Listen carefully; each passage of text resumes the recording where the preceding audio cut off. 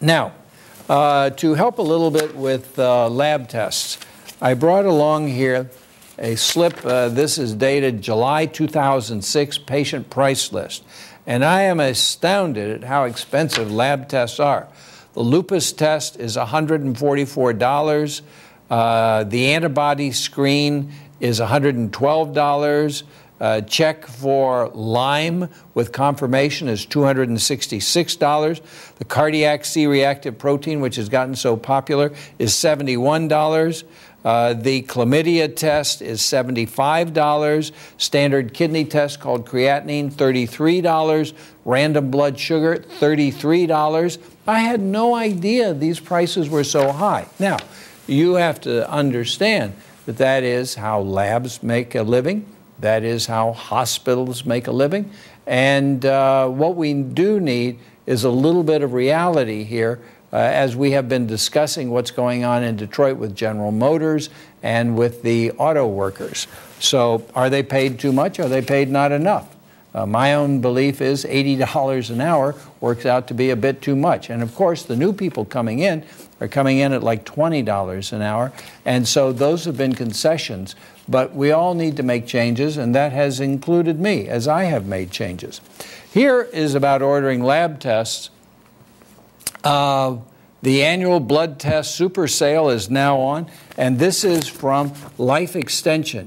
You can get a number of tests there very economically compared to Hartford Hospital, St. Francis Hospital, Quest Laboratory, John Dempsey Hospital. So I suggest that you check this out. And if you go to their website, it's www.lef.org, Life Extension Foundation, ORG. Now, they sell supplements and so on and so on. They have a male life extension panel, which includes blood count, cholesterol, liver, cancer of the prostate, C-reactive protein, testosterone, and so on. And that all comes to $214. I will bet you that if I ordered those tests around here, they would be well over $1,000. They have a female panel for the same price. You don't need all of those tests. I don't believe you need a total testosterone, free testosterone, and DHEA, although they may. And so you might be able to work out your own particular profile and at a reasonable cost. Do what you can to save money. That's what everybody needs to do now. And one of the best ways to do that is to overeat cooked vegetables and vegetable soups and then have beans as your protein, which are infinitely less expensive than fish or chicken or meat or cheese or eggs. And I will give you, beans do not taste as good as the things I just mentioned, but it is get smart or get hurt. If you want to pay high prices for meat and chicken and cheese and eggs and yogurt and ice cream, that's your business. But I am trying to help you out as a public service of the Preventive Medicine Center on how to reduce your healthcare, how to reduce your personal costs, which will translate as to how to reduce your healthcare costs.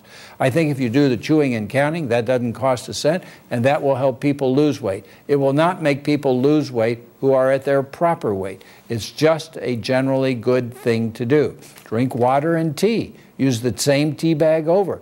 I use 2 tea bags in the morning, and I keep putting hot water in. I'm not having 4, 6, and 8 cups of tea a day. I'm having 2 tea bags, and then I keep pouring hot water in. And so you don't get too much caffeine, get a lot of antioxidants, keep getting more and more each time. And so I am suggesting to you that there are many ways to save money. The combination of rice, vegetables, and beans costs infinitely less than fish or chicken or meat or cheese or pizza or eggs or ice cream. And it may not taste as good, it may take a little cooking time, but pay me now or pay me later.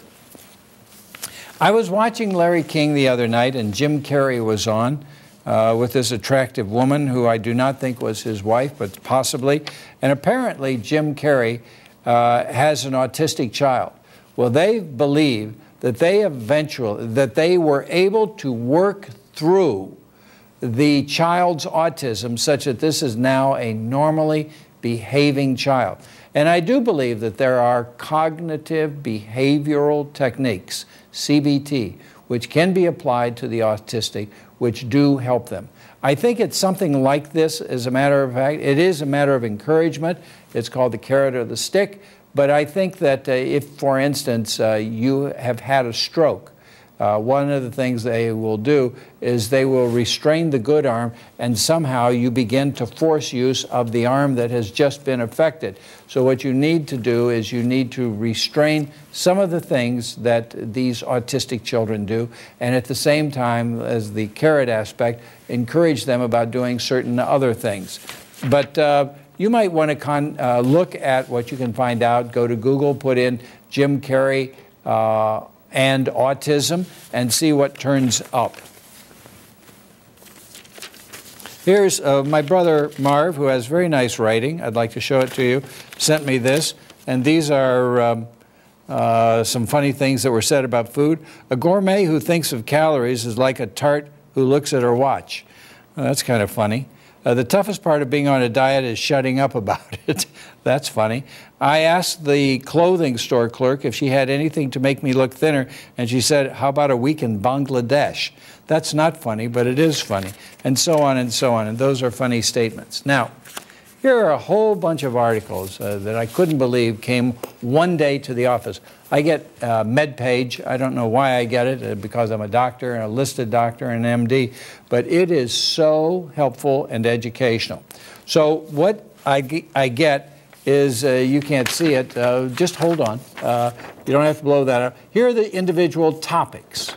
Here are the individual topics where I'm going down like that. So there's 1, 2, 3, there's 12 topics. Oh, here's another bunch of topics that came out that day. And so I get to pick and choose the ones I want to read. So I printed out several of these, and the first is about the polypill data showing promise. Larger trial. The polypill is a combination of 3 high blood pressure pills, a cholesterol pill, and an aspirin. I think they've chosen one of the wrong blood pressure pills. They chose atenolol or tenormin, and I don't think that's a good one at all, but it is generic and it is cheap. I think they ought to put toprol in there. They use a low dose of a diuretic called hydrochlorothiazide. They also include, I don't know whether it's simvastatin. They have an ACE inhibitor called ramipril. That one is of questionable value, but on the other hand, there's a lot of good research. I don't know if that's generic or not. And then they had the cholesterol-lowering medication, simvastatin. The dose of aspirin was interesting. It was 100 milligrams. And what they showed was like a 50% reduction in the development of heart disease. Now, you wouldn't have so much heart disease if people exercised correctly, ate correctly, drank correctly, and so on. So that would be one of the ways of our era of change, which we're in with our new president, and it would have happened anyway, even if it hadn't been Obama. It would have been forced on McCain. But as we are to take our own personal responsibility, as we are supposed to be good citizens, why not reduce health care spending ourselves, which we can do?